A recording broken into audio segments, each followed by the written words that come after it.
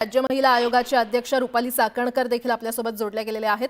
रुपाली ताई, अखेर राजेंद्र हगवणे आणि सुशील हगवणे याला अटक करण्यात आलेली आहे, आपली प्रतिक्रिया? हो, मी आज सकाळी ट्विट केलं याच्या संदर्भात।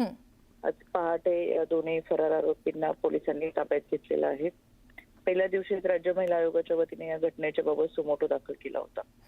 त्यानंतर दाखल झालेल्या एफआयआर मध्ये 5 आरोपी अटकेत होते, 2 आरोपी फरार होते। या दोन्ही आरोपींच्या शोधासाठी पोलिसांची टीम बरोबर सायबर असेल, क्राईम टीम असेल, अँटी गुंडा टीम कार्यरत होते। आरोपी पकडण्यात मोठ्या प्रमाणातली मोहीम होती। आज हे दोन्ही आरोपी अटक करण्यात आलेले आहेत। या सगळ्या यंत्रणेमध्ये राज्य महिला आयोग पाठपुरावा तर करतच आहे, पण अशा पद्धतीच्या घटना घडू नये। घटना घडून गेल्यानंतर आपण चर्चा करत असतो, पण घटना घडूच नये याच्यासाठी गेली 3.5 वर्षापासून आम्ही जसं बालविवाहाच्या विरोधातली मोहीम राबवतो, गर्भनिधन चाचणीच्या विरोधातली मोहीम राबवतो, तशी हुंडाबळीच्या विरोधात सुद्धा आम्ही मोहीम राबवतो। पण मला आवर्जून सांगायचंय की कायदा सुव्यवस्था प्रशासन यांनी अतिशय उत्तम कायदे केलेले आहेत, पण या कडक आणि उत्तम असलेल्या कायद्यांची अंमलबजावणी खरंच नागरिक म्हणून आपण एका बाजूला गर्भनिधन चाचणीच्या विरोधातला कायदा असताना आजही आपल्या तालुक्यात आपल्या जिल्ह्यात जर गर्भनिधन आपण शेजारच्या जिल्ह्यात तालुक्यात आणि मुलीचा गर्भ असेल तर तिची गर्भातच हत्या करतो। कायदा केला कशासाठी? या सगळ्या कायद्यांची अंमलबजावणी ही व्हावी ही अपेक्षा एका दुसरीकडे आपण करत असतो। त्याच्यामुळे नागरिक झालो असं तर होत नाही।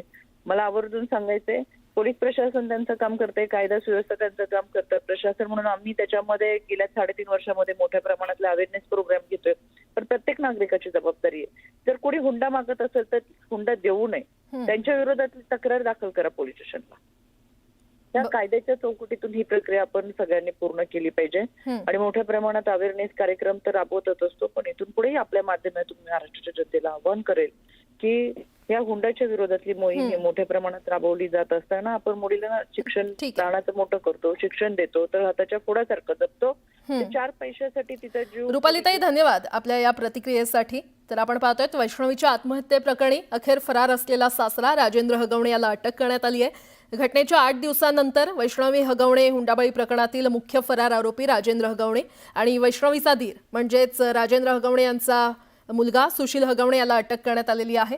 दोन्ही आरोपी हे पुणे जिल्ह्यातल्या एका खेडेगावात लपून बसले होते अशी प्राथमिक माहिती पोलिसांना मिळाली आणि त्यानंतर त्यांना अटक करण्यात आलेली आहे।